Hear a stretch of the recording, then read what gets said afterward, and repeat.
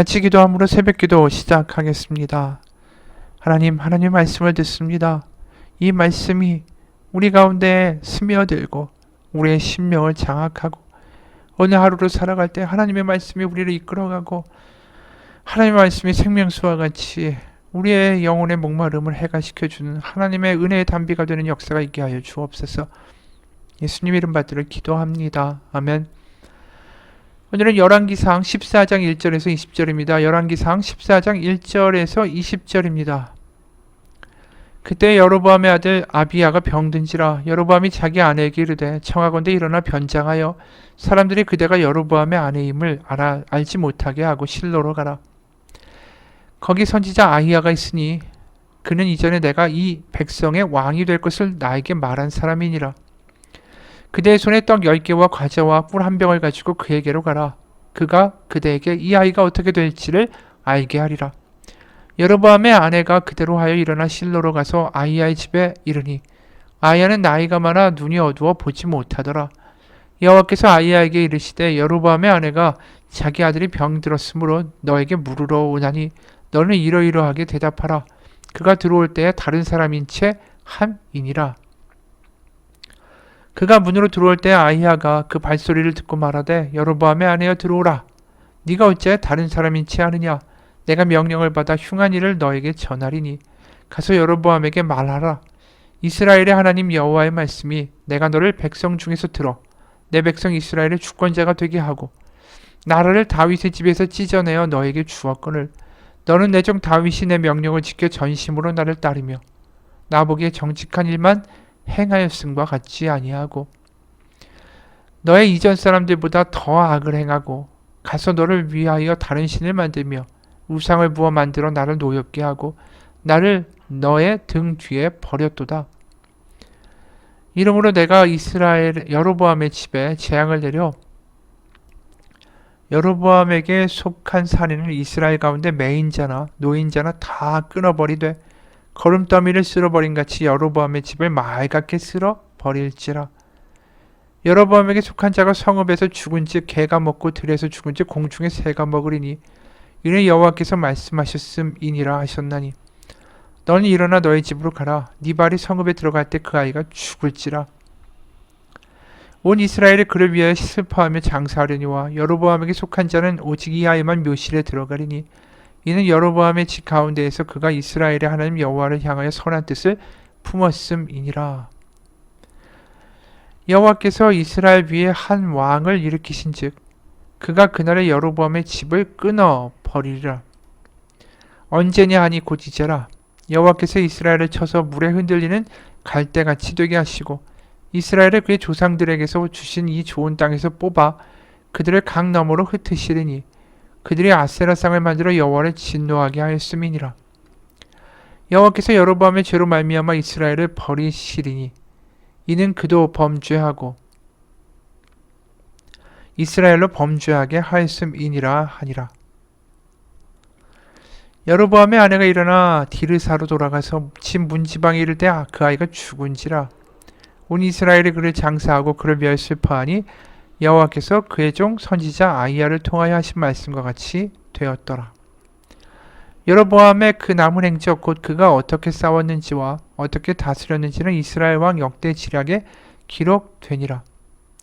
여로보암이 왕이 된 지 22년이라. 그가 그의 조상들과 함께 잠에 그의 아들 나답이 대신하여 왕이 되니라. 아멘.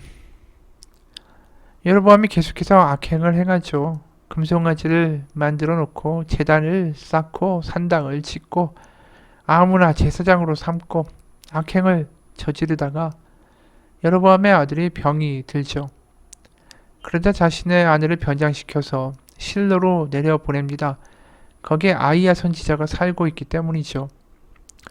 아히야 선지자는 솔로몬 통치 때에 여로보암에게 직접 하나님이 너를 선택해서 10지파를 쪼개어 왕으로 삼게 하실 것이다. 그것을 알려주고 예언했던 사람이에요. 그러니까 이 사람이 믿음은 없는데 여로보암이 그 기억은 난 거죠. 그래서 아내한테 말해요. 3절 그대의 손에 떡 10개와 과자와 꿀 한 병을 가지고 그에게로 가라.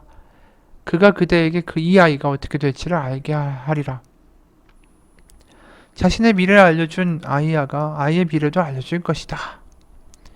아내가 도착하자 이미 하나님께 모든 언지를 미리 받았던 아이야 선지자가 그 아내가 들어온 것을 딱 보고 이렇게 얘기를 하죠. 세 번역으로 6절에서 11절이에요. 6절에서 11절. 여로보암의 부인에게서 돌아오신 줄을 알고 있습니다. 들어오십시오. 그런데 어째 다른 사람인 것처럼 변장을 하셨습니까? 불행하게도 좋지 않은 소식을 전해야만 하겠습니다. 집으로 돌아가셔서 여로보암에게 이 말을 전하십시오. 나 주 이스라엘의 하나님이 말한다. 내가 너를 백성 가운데서 높여서 내 백성 이스라엘의 지도자로 임명하였고 다윗의 가문으로부터 왕국을 쪼개서 너에게 주었지만 너는 내 종 다윗처럼 살지 않았다. 다윗은 내 명령을 지키고 내가 보기에 올바르게 행동하였으며 마음을 다하여 나를 따랐다. 그러나 너는 너보다 앞서 있던 모든 왕들보다 더 악한 일을 해서 다른 신을 만들고 우상을 부어 만들어서 나의 분노를 격발시켰다. 결국 너는 나를 배반하고 말았다. 그러므로 내가 여로보암의 가문에 재난을 내리겠다. 여로보암의 가문에 속한 남자는 종이거나 자유인이거나 가리지 않고 이스라엘 가운데서 모두 끊어버리겠다. 마치 사람이 쓰레기를 깨끗이 쓸어버리듯이 여로보암 가문의 사람을 하나도 남기지 아니하고 다 쓸어버리겠다. 여로보암에게 속한 사람으로서 성읍 안에서 죽은 사람들은 개들이 먹어치울 것이고 성읍 바깥 들에서 죽은 사람들은 하늘의 새들이 와서 쪼아 먹을 것이다. 이것은 나 주가 하는 말이다. 아주 끔찍한 저주를 하시죠. 그럴 수밖에 없죠. 금송아지를 만들고 우상 숭배를 만들어버린 가나안의 애굽의 영향력 그대로 애굽을 만들어버린 최악의 왕이니까. 그리고 그 아들은 죽을 것이다 라고 이야기하죠. 그리고 중요한 건 여로보암에 대한 저주뿐이 아니에요. 여로보암을 따라서 이스라엘에서 우상 숭배라고 금송아지를 숭배하는 그 북쪽의 지파들에 대한 절망적인 예언이 따라 나옵니다. 15절, 16절이에요. 세 번역입니다. 주님께서는 이스라엘을 쳐서 물가의 갈대가 흔들리듯이 흔들리게 하실 것이며 그들의 아세라 목상을 만들어서 주님의 분노를 샀으므로 조상들에게 주신 이 좋은 땅에서부터 이스라엘을 뿌리째 뽑아내어서 유프라테스 강 저쪽으로 흩으실 것입니다.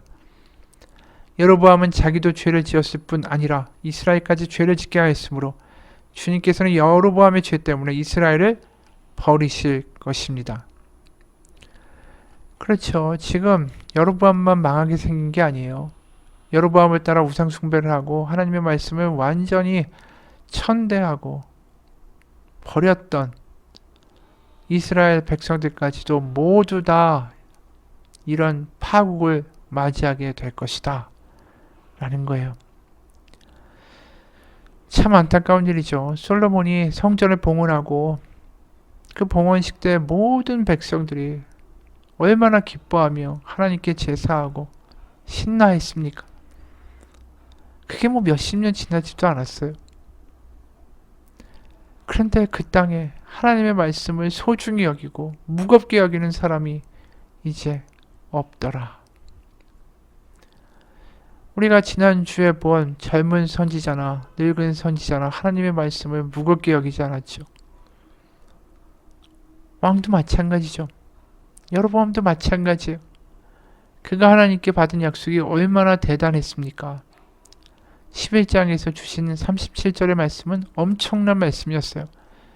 내가 너를 취하리니 너는 네 마음에 원하는 대로 다스려 이스라엘 위에 왕이 되되 네가 만일 내가 명령한 모든 일에 순종하고 내 길로 행하며 내 눈에 합당한 일을 하며 내 종 다윗이 행한 같이 내 율례와 명령을 지키면 내가 너와 함께 있어 내가 다윗을 위하여 세운 것 같이 너를 위하여 견고한 집을 세우고 이스라엘을 너에게 주리라. 이 말씀을 소중히 여기고 매일매일마다 아침에 일어나서 그것을 묵상하고 암송하고 자신에게 선포했다면 여로보암은 이런 짓 하지 않았을까? 이 모양 이 꼴로 타락하고 망가지지 않았을 거예요. 우리가 가나안으로 들어가면서 수많은 우상 숭배하는 타민족들이 득실득실거리고 우상들이 가득한 그 땅에 들어가면서 하나님이 여호수아에게 늘 주셨던 말씀이 뭡니까?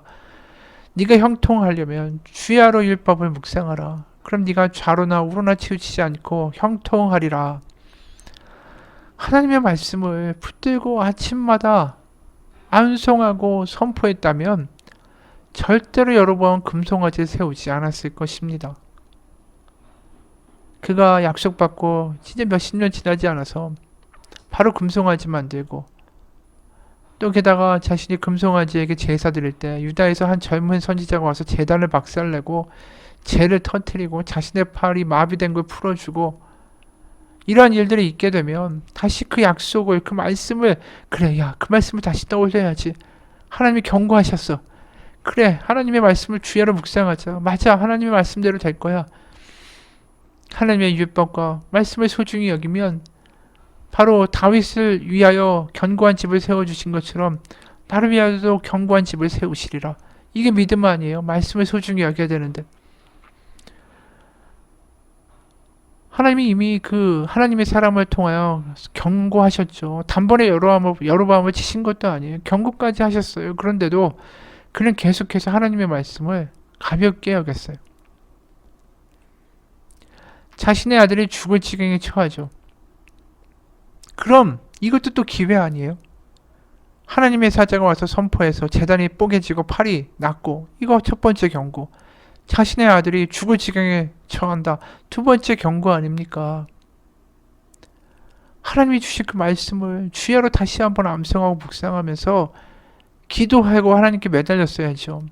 분명히 네가 율법을 지키면, 말씀을 따르고 말씀을 소중히 여기면 다윗의 집처럼 너의 가문, 너의 후대까지 다 견고하게 해주겠다라는 하나님의 약속이 있지 않습니까?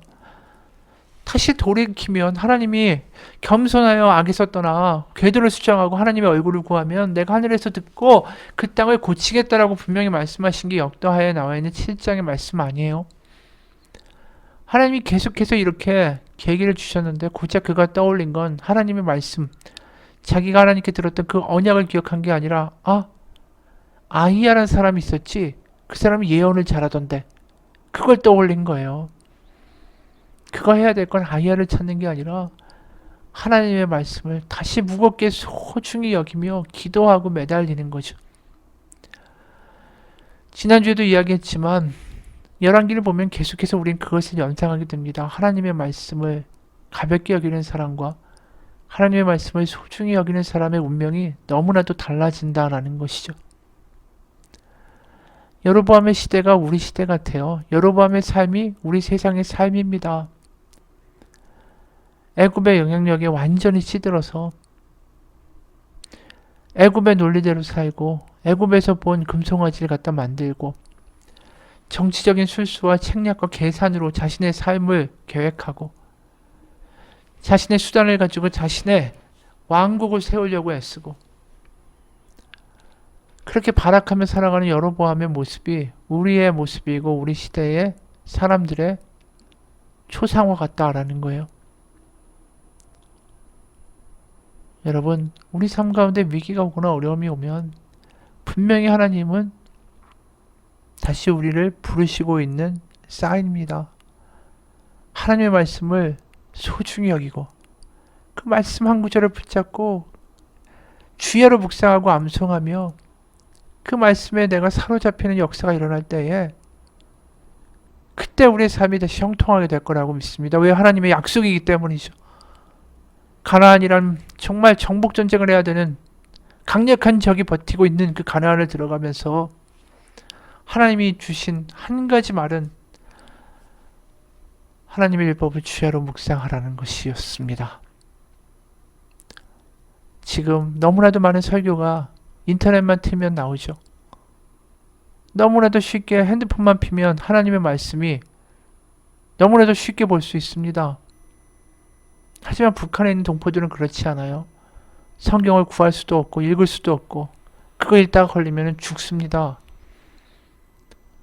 그래서 정말 자신의 할머니 할아버지 때부터 그나마 성경 종이 하나 구한 것 가지고 거기에 적혀있는 몇 개의 구절 가지고 그것을 곱씹고 외우고 곱씹고 외우고 매일마다 선포하면서 믿음을 가지고 살아가는 게 북한의 성도들입니다. 하나님의 말씀에 무게를 느껴보십시오. 우리가 나병 환자같이 되어 있지 않습니까? 하나님의 말씀을 들어도 그게 우리의 마음에 변화를 일으키지 못하는 마음이 썩어버린 나병 환자들, 우리가 말씀을 묵상하다, 이것은 거의 암송한다는 것 같아요. 곱씹어서 하나하나 그 맛을 본다라는 뜻이죠. 시편 1편도 그렇게 이야기하는 것이 아닙니까? 주야로 묵상하는 것, 그게 의인이다. 묵상하고 말씀을 우리가 무겁게 여긴다라는 것은 우리가 실제적인 삶에서 그 말씀의 단어 하나하나를 곱씹고 그 무게의 깊이와 크심을 느껴보는 것입니다. 그러면 그 단어가 얼마나 은혜로운지, 꿀송이 같은지, 은혜의 깊이가 얼마나 큰지, 그 단어 하나하나가 마치 샘이 터져 나오듯이 우리의 마음을 벅차게 때리는 그 역사를 맛보게 되는 것입니다. 성경을 암송하고 구절을 암송하라는 거 그냥 그렇게 해야 된다라는 교회의 강요가 아닙니다. 그 말씀 한 구절을 암송할 때에 그 암송한 말씀이 나를 지키고 나를 다르게 살 용기를 주고 오늘 하루를 승리할 하나님의 은혜를 부어줄 것이기 때문입니다. 같이 기도하겠습니다. 하나님, 말씀을 소중히 여기는 인생 되기 원합니다. 하나님의 말씀 하나를 붙잡고 수시로 기도하며 그 말씀을 내 영혼에 선포하며 나아갈 때에 그 말씀대로 될지어다. 하나님의 은혜가, 하나님의 역사가, 하나님의 살아계심이 그 말씀 가운데 일어나는 것들을 경험하며 간증할 수 있는 우리의 삶이 되게 도와 주옵소서. 예수 그리스도의 이름 받들어 기도합니다. 아멘. 하늘에 계신 우리 아버지의 이름을 거룩하게 하시며 아버지의 나라가 오게 하시며 아버지의 뜻이 하늘에서와 같이 땅에서도 이루어지게 하소서. 오늘 우리에게 일용할 양식을 주시고 우리가 우리에게 잘못한 사람을 용서하여 준 것 같이 우리 죄를 용서하여 주시고 우리 시험에 빠지지 않게 하시고 악에서 구하소서. 나라와 권능과 영광이 영원히 아버지의 것입니다. 아멘.